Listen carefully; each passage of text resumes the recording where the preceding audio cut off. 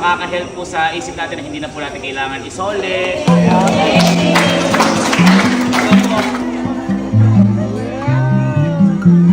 Alam mo po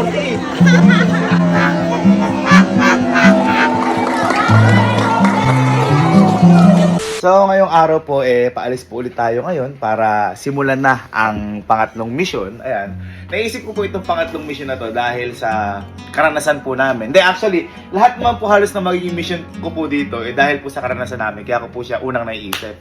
Diba po yung pang-una, yung sa groceries. Kaya ako po naisip yun kasi dati noon, kapag nag-groceries po kami talaga, kailangan mo tingnan bawat detalye ng presyo kasi limited lang yung budget nyo. Kulang sa pera, kulang sa budget, ganyan. Yung pangalawa naman po, yung sa may fast food, kaya ako po na yun, dahil sa karanasan nga po namin, dahil noon po kami, kailangan pa po namin magkasakit o kailangan pa po na may okasyon bago po kami makatikim noon. Pero thanks God pa rin po dahil naranasan pa rin po namin yun noon kahit na ganoon, kahit paminsan-minsan. Ngayon naman po, ang naisip ko po ngayon sa pangatlong mission natin, magpapamigay po kami ngayon ng mga wheelchair. Ayan. Ngayon, kung bakit po wheelchair, yun nga po, dahil po sa karanasan namin kasi si Papa po noon, nung nabubuhay pa po at hanggang nung nawala po si Papa, hindi po namin siya nabili ng sarili niya pong wheelchair. Kaya maraming salamat din po sa gobyerno dahil meron pong napahiram po sa amin na wheelchair na yun po yung nagamit ni Papa, which is nung nawala si Papa is isinoli po namin. Ngayon, kung bakit ko po siya naisip, ang tanong ko po sa isip ko, paano kung wala kaming nahiram? So, wala pong nagamit si Papa na wheelchair. Kahit po yung mga lola namin at lolo, nung nawala, hindi namin po sila nabila ng sariling wheelchair. Kasi nga po, ayun, una, hindi naman po rin biro yung presyo, and at the same time, parang hindi ka rin kagad makakabili noon kasi parang, ayun nga, mas gugustuhin mo na lang na maghintay sa pila sa government ka manghiram, ganyan. Kaya ngayon, naisip ko po yun, what if kaya ako, merong tao kami na mapagbigyan na ganito, na at least hindi na sila manghihiram, sa kanila lang talaga, at saka baka makahelp ito sa kanila kasi kahit anong gawin nila sa may wheelchair, wala na silang pangamba na baka masira, ganyan. Kaya ito po yung naisip po namin ngayon na pangatlong mission po namin. Ngayon, kinausap ko sila Allen na sabi ko, Allen kako, saan po ba ako ibibigay nating wheelchair? Di ba?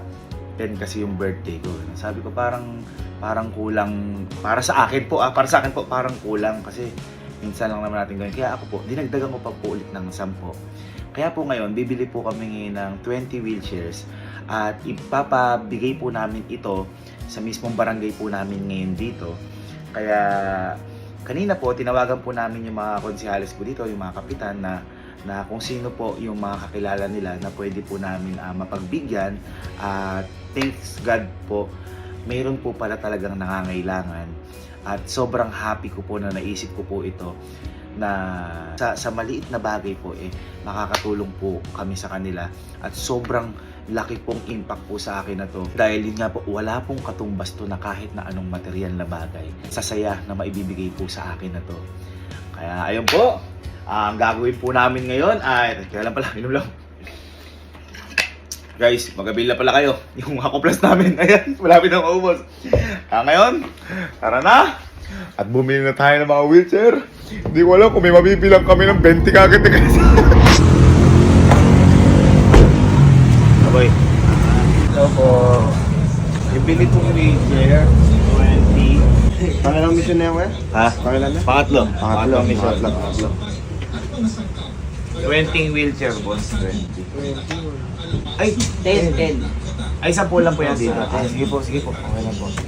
Yun ang sinasabi ko na mahirap maghanap ng wheelchair sa ganito kasi yung 20 bultuhan na yun halos. Wholesale na yun. Boy, eto. Maaalala mo to. Alam ko yung hirap mo dito. Eto.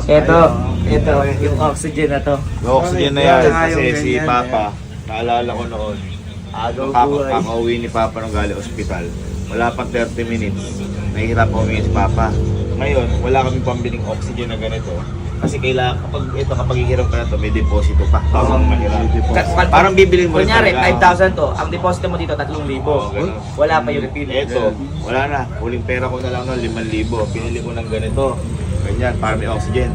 Naka-survive si Papa ng 3 hours. Tapos doon pa lang kami nakaano kasi madaling araw. Eh, ganun din yun sa sinasabing sa wheelchair, di ba? Kahit nung namatay si Papa, hindi natin nabilang si Papa ang wheelchair na sarili. Kaya ito naisip natin yan. Makita mo yung pera, matigas na matulis eh. Oo, alam mo yung ipit na ipit sa wallet, o saka ganun.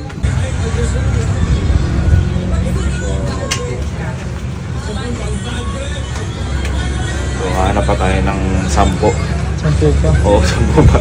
Thank you so much po. Thank you so much po. Kaya natin.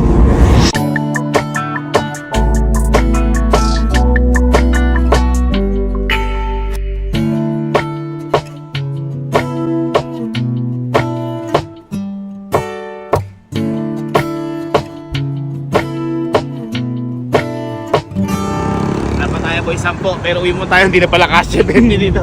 Okay, so pauwi-uwi lang namin.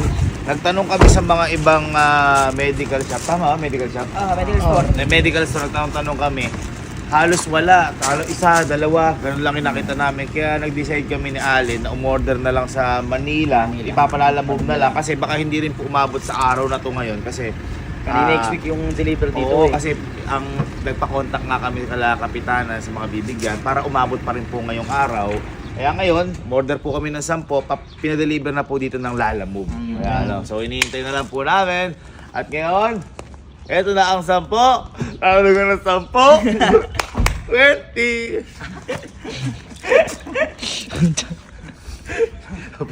Wala pa bukas kami tulog mula nung umpisa namin mission na to. Ayan, boy, baba mo natin. Baba mo natin. Sige nga, baba mo nga kuya, baba mo nga. Tulungan niyo ako ha. Ikaw ang kanya ka mabihawak. Hindi ka malang tumulong. Kanina pa.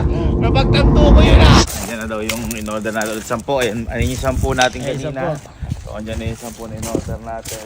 Pwede na lang umabot ngayong araw. Patatapos pa rin natin ang mission ngayong araw. Yeah! Kahit gabihin tayo. Ayan, Kahit gabihin.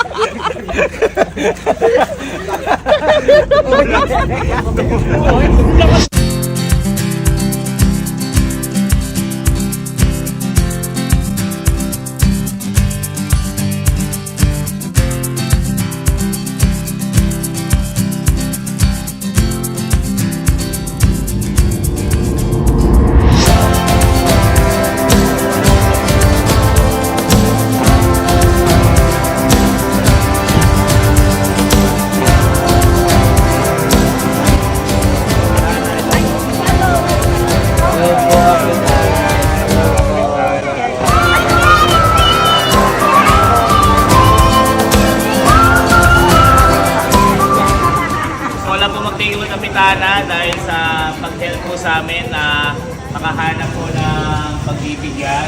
Nalakonsihala po, sa mga staffs, barangay staff, sa mga talod po.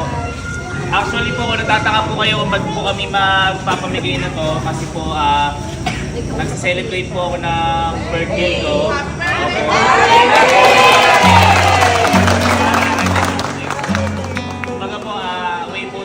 Celebration ko, may ginagawa po kami na mission at naisip ko po yung sa wheelchair kasi po nung kami po ni Papa noon, minsan di po kami nagkaroon ng sariling wheelchair.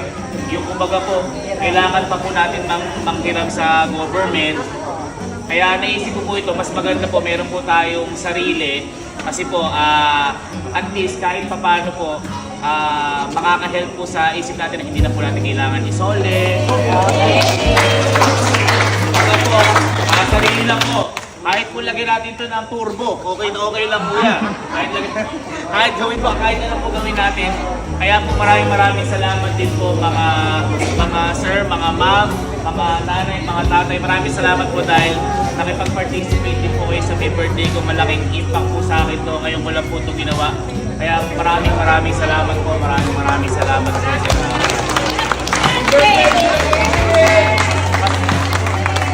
Pasensya na po dahil 20 konti lang po yung nakayanan po namin. Pero marami pa po kaming projects na gustong gawin po sa barangay natin, sa lahat ng ano, para po at least unti-unti po nakakatulong po tayo at nakakapag-celebrate po tayo ng makabuluhan. Ayun po, maraming salamat po ulit at sana po matuwa po kayo sa munting regalo ko po sa inyo. Maraming salamat.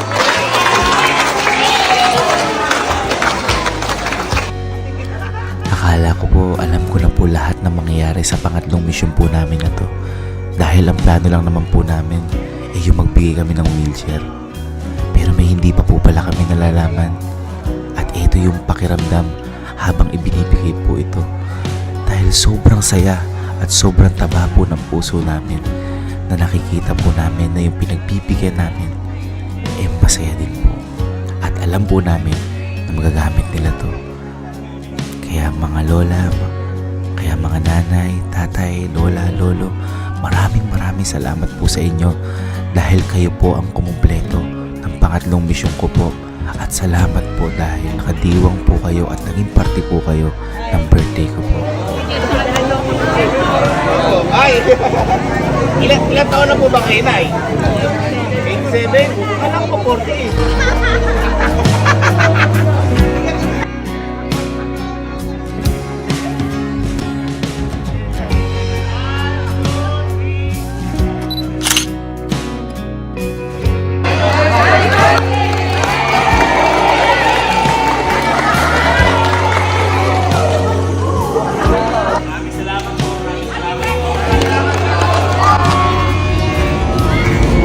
Ayan, so kakauwi na po namin lahat dito. Yan! Tapos na ang pangatlong misyon. Ano masasabi? Kasi si Mama hindi alam yung ginawa namin. Ano masasabi mo sa nangyari na yun? Siyempre, nakakatas kasi ang hirap ng Nakakatats! ang hirap nung wala kang wheelchair, gusto mo misa ilibot. Katulad nung nangyari sa atin kay kay Papa. Pati kay Hiram lang ako sa health center. Ayun, yun yung Tapos sinasabi ko. PHC2 po. Sa government, umiram lang. Kaya sabi ko sa inyo guys, lahat po ng ginagawa po namin yung mission, hango po ito sa karanasan po na amin noon.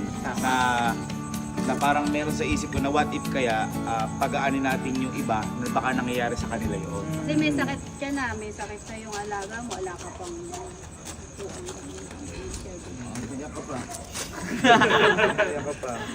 Hindi, Ayan. kaya pera.